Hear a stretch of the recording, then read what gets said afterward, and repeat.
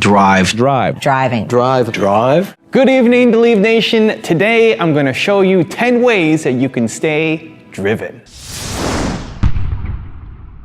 Being an actor is the first thing that I remember wanting to do in life.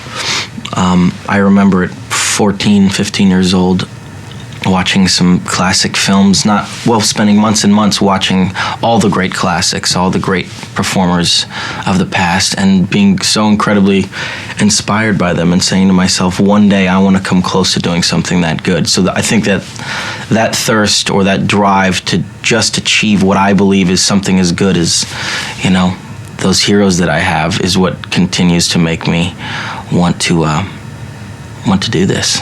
And the people that I see utilize the power of broke more than anybody at all are the people that when they reach a level of success, they still use it. And that's how they maintain their success, that hunger and drive. And we grew up at a time and age where it was you need money to make money, you got to know somebody. Well, I mean, look at me. Look at half this room. I grew up, African-American, short, dyslexic, got left back one time, almost got left back the second time, can't dribble a basketball, can't sing, can't draw, didn't know anybody, didn't go to college. That didn't stop me at all. Yeah. Right? Yeah. I had a mother that really loved me dearly, and I had some like-minded FUBU partners and friends who would never let me stop, and I never let them stop. And I had a will and a drive, and I still have all those same things. I still rise and grind every single morning. The resistance that anybody has, whether you're a man or a woman, to your idea should do nothing but drive you forward and force you to really hone in on your idea and give you energy. And if it actually holds you back and makes you second guess yourself, then maybe you shouldn't be doing it.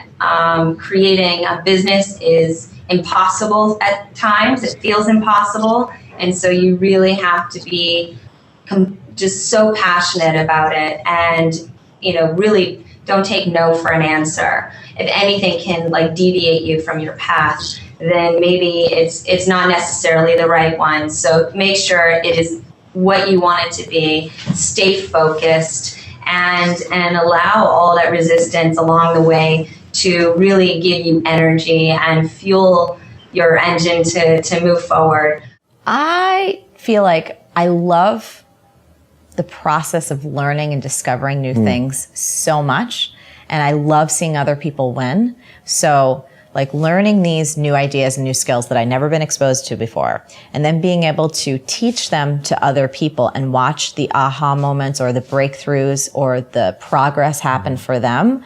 I love seeing other people win. So that's what kept driving me. And I was like, wow, if I could do this with 5 people, I could do this with 20 people or 100 people or 1,000 people. And it was really, it was exciting. Are you money driven? Nah, not at all. Used to be though. Because used to be. Now I'm not. What's the drive now? You want to get electricity? Now it's about a legacy now. It's about what did I do and how will I be remembered when it's over. What does it take coming out of you? What's inside you that enables you or compels you to make films with such relentless drive? Where in the world does that come from? It's I don't know. It's hard to say. It comes from you look pretty normal to me. Yeah, no. Well, you never know. I mean, if the demons weren't unleashed through film, I'd probably go and be, somewhere. There's a theory about that sort of thing. On Thorazine, No, I don't think that's true. I think it just has to do with how films that I liked, I remembered, enjoying and having that exhilaration hit me, and I want to transfer that back to other people, and just studying the craft and learning how to do it, and the special thrill as a filmmaker comes from seeing an immediate audience response. Now, the only other sort of genre, or if it's not even a genre, but the only other thing that has that effect in films is comedy, and comedy is not my forte demonstrably yet. A lot of people found that in Terminator. And there's some comedy in this film, Indeed. but for a film to function as a comedy, I think there's a special magic there, and I'm creeping toward it, but I'm not sure I can do that. But that's the other area where you can look at a sea of 700 faces and see them all having the same reaction, and you're touching them. I'm not a performer. I can't stand up on a stage and tell jokes or sing or do something that affects people directly. The closest thing for me is being able to sit in a theater and watch a reaction to something that I've put up on the screen. So it's at one remove, but it's the same sort of feeling. That's where the drive and the desire to do that comes from. Do you think in order to succeed, not just in the fashion business, but just to succeed generally, is it talent or hard work? It's a combination of both, but I would say it's slanted towards hard work, slanted towards obsession. There are many designers who have much greater talent as a designer than I do, but they may not have my drive, they may not work as hard, they may not have the focus, the desire. I mean, you have to have a talent, because in the end, you can have all those things, and if the pair of pants you make don't make someone's butt look good, they're not going to buy them. Yeah, so sure. you have to have the talent to be able to make something that people want. But then you also have to have the drive and the desire to, sometimes people are successful because maybe they don't have that drive, but they have someone around them who takes their raw talent and pushes them. But what you often see is when that other person steps away, their career can collapse, even though their talent may be immense. You said that that in trying to find a character, you look for what comes out of the eyes. I think I meant that in connection to working. I don't feel like I exist until I'm with someone else. Yeah. How important is listening? It's everything, and it's where you learn everything. And I always think of acting.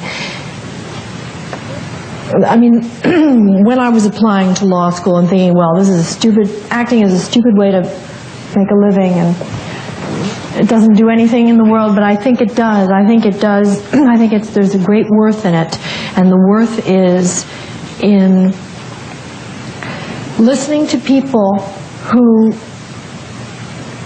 maybe don't even exist, or who are voices in your past, and through you come through the work and you give them to other people.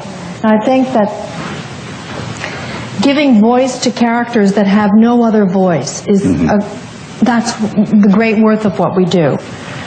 Because so much of acting is vanity. So much of this is, this feels so great to come out here and sit here and have everybody clap.